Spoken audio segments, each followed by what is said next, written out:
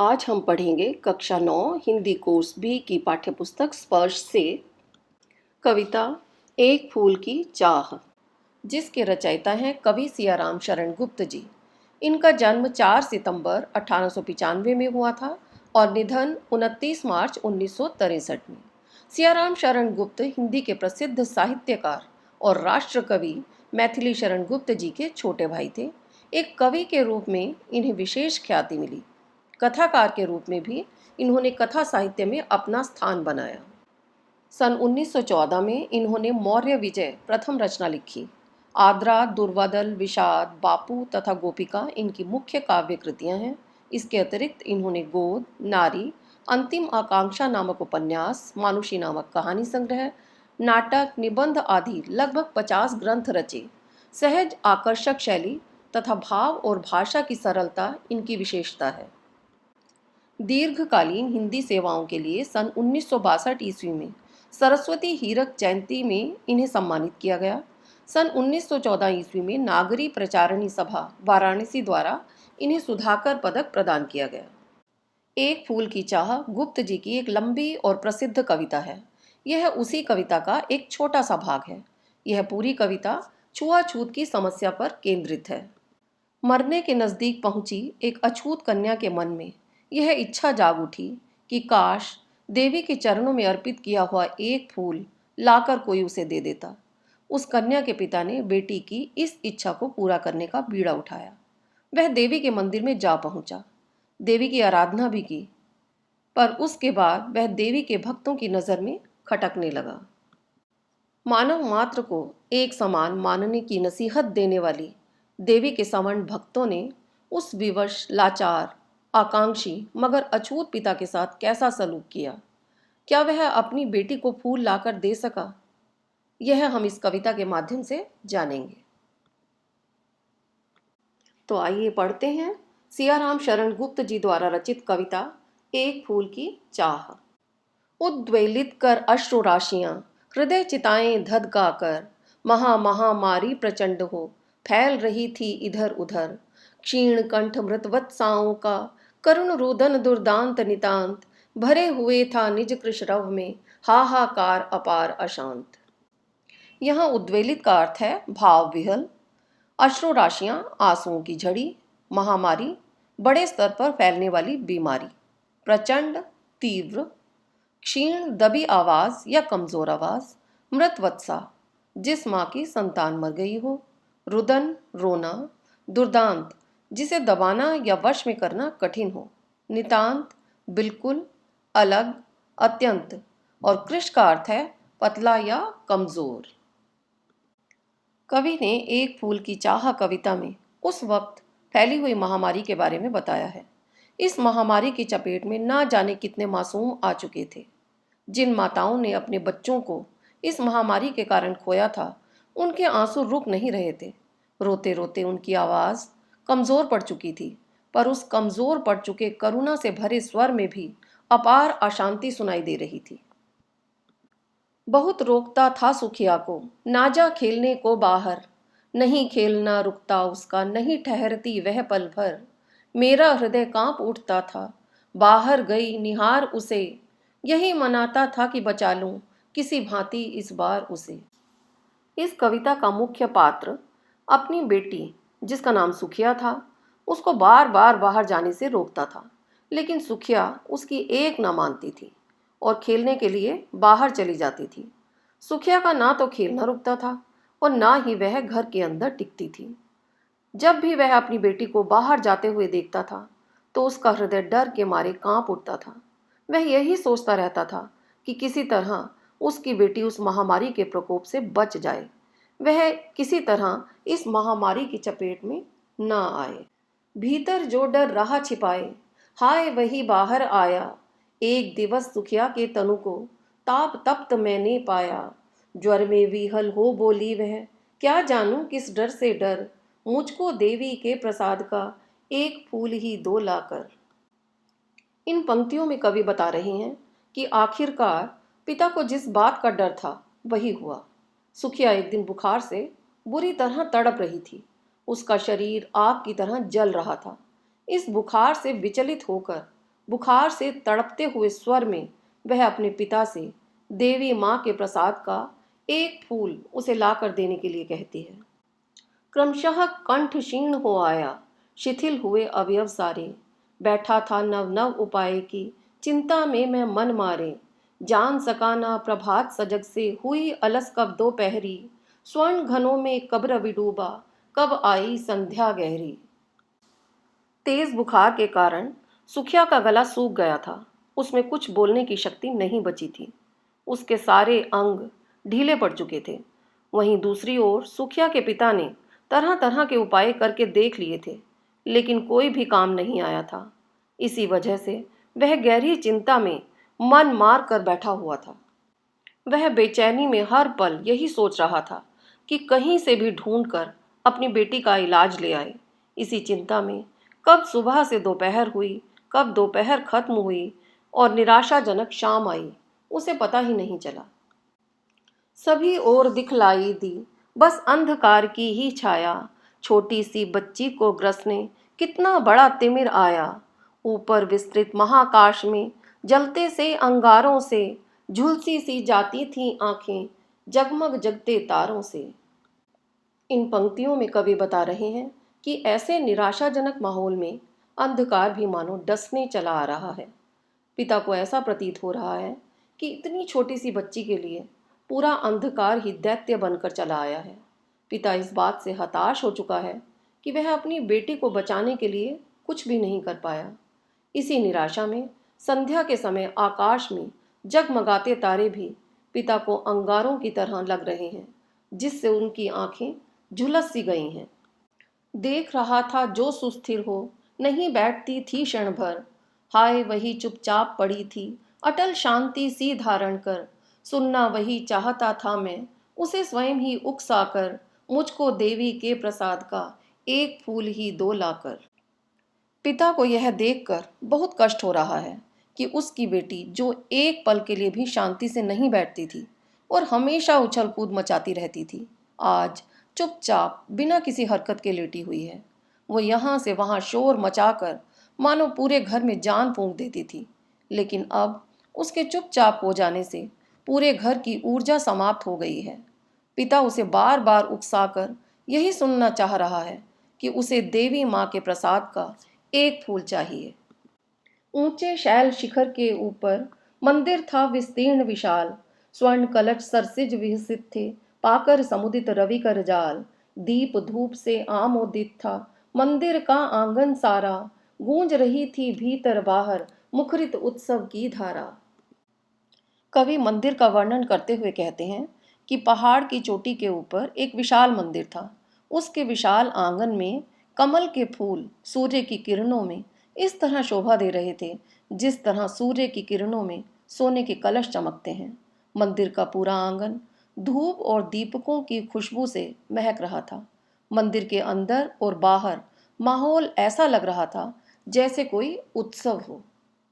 भक्त वृंद मृदु मधुर कंठ से गाते थे सभक्ति मुदमय, पतित तारिणी पाप हारिणी माता तेरी जय जय जय, पतित तारिणी तेरी जय जय मेरे मुख से भी निकला, बिना बढ़े ही मैं आगे को जाने किस बल से ढिकला।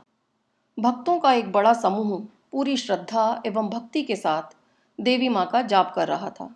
सभी एक साथ एक स्वर में बोल रहे थे, पतित तारिणी पाप हारिणी माता तेरी जय जय जय।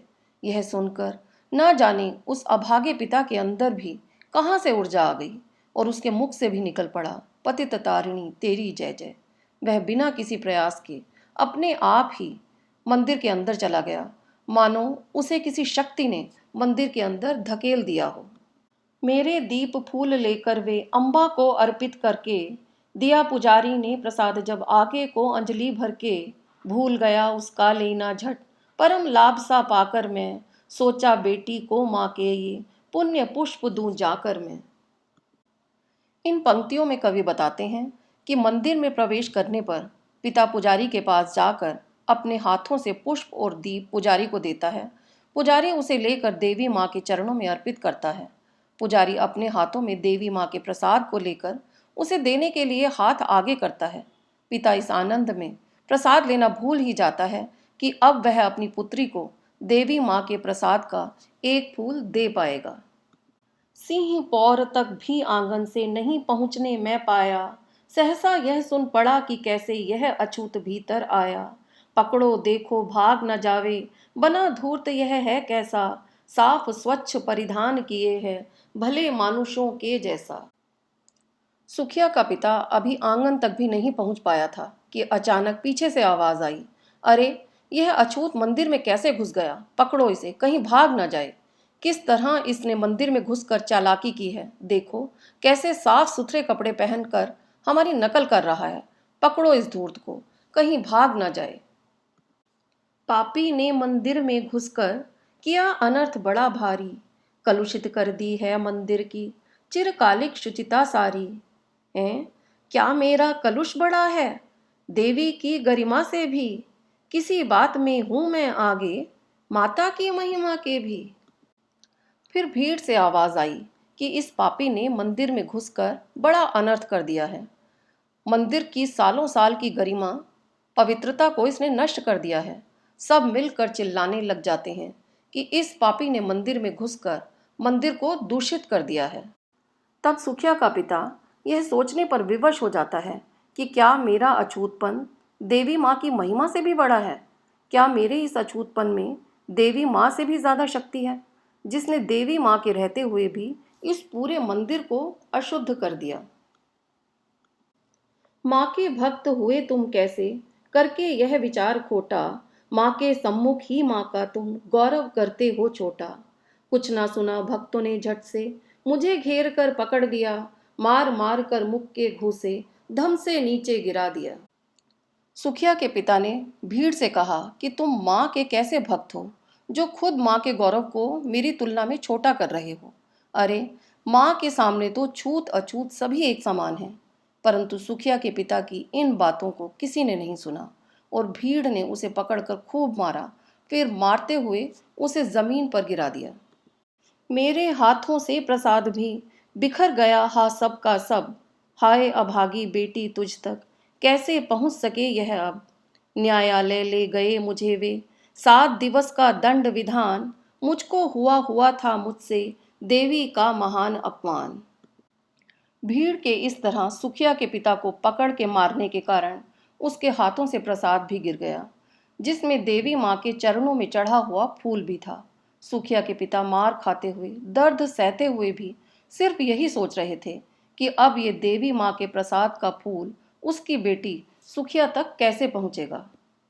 भीड़ उसे पकड़कर न्यायालय ले गई, जहां उस पर देवी माँ के अपमान जैसे भीषण अपराध के लिए 7 दिन के कारावास का दंड दिया गया।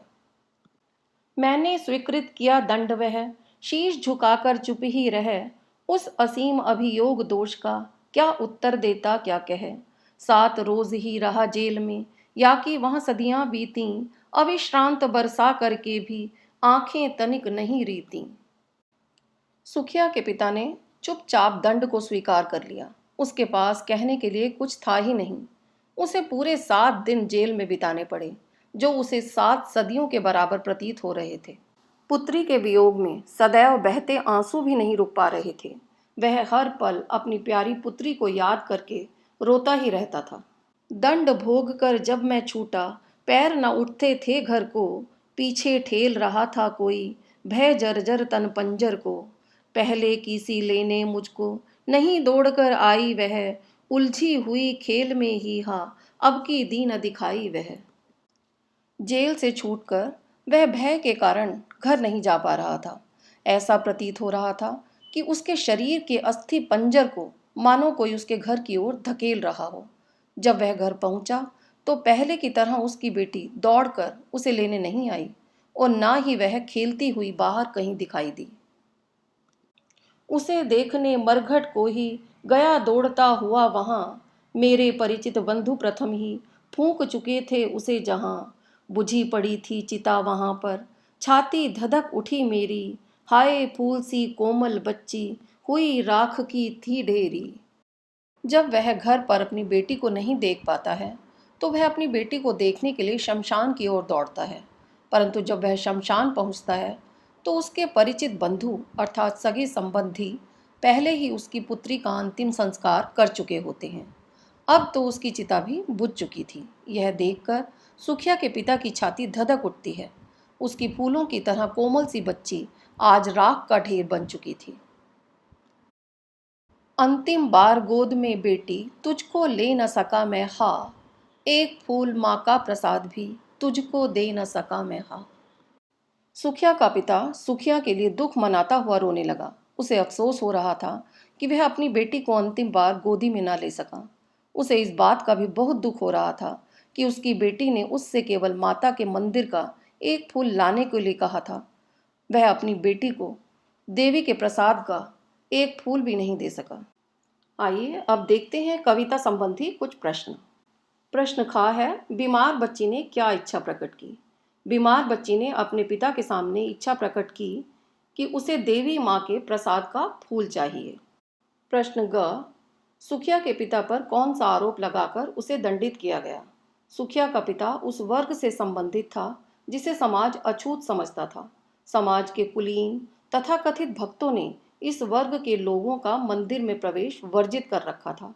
सुखिया का पिता अपनी बेटी की इच्छा पूरी करने के लिए मंदिर में प्रवेश कर गया।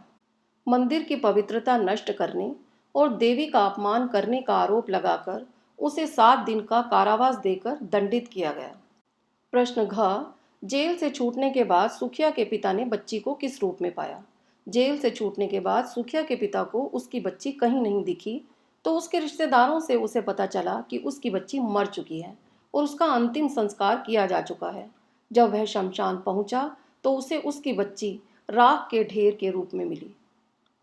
प्रश्न ड़, इस कविता का केंद्रीय भाव अपने शब्दों में लिखिए।